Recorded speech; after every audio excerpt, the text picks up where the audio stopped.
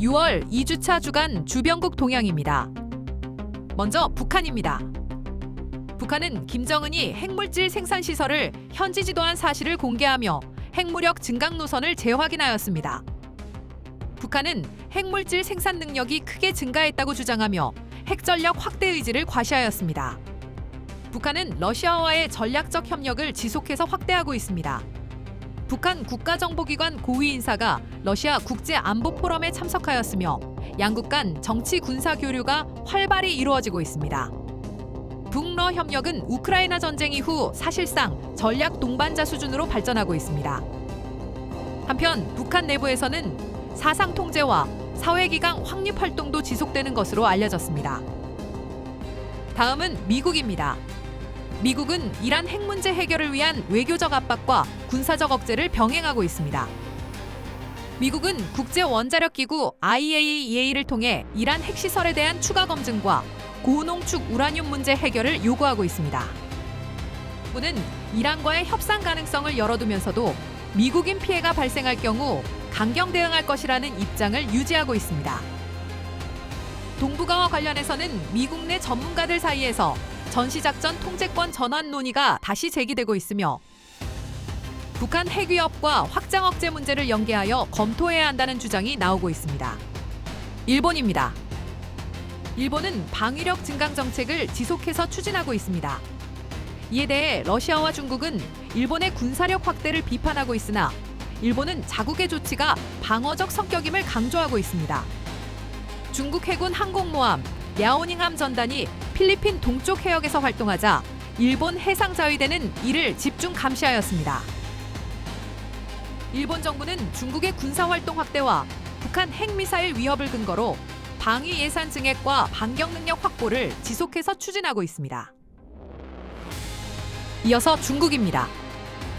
이번 주 가장 주목할 사건은 시진핑 국가주석의 북한 방문입니다.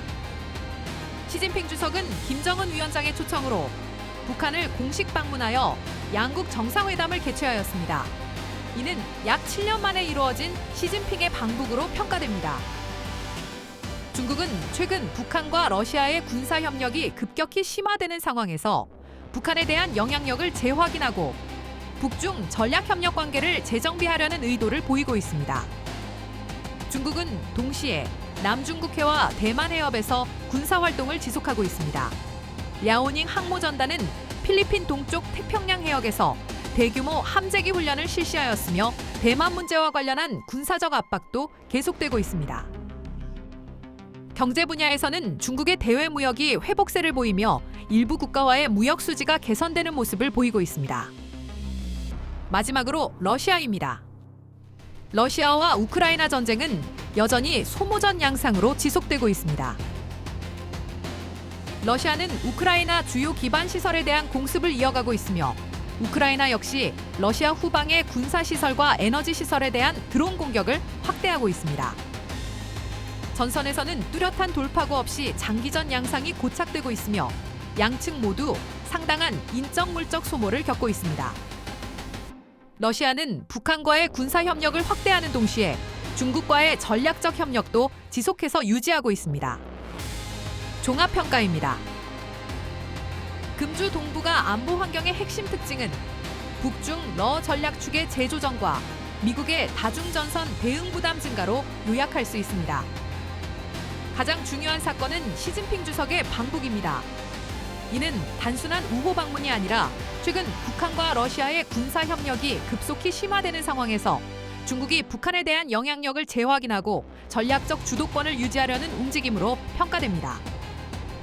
북한은 핵능력 증강을 지속하면서 러시아와 군사 협력을 확대하는 한편 중국과의 관계도 강화하고 있습니다. 과거와 달리 특정 국가에 일방적으로 의존하지 않고 중국과 러시아를 동시에 활용하는 전략적 유연성을 확보하고 있습니다.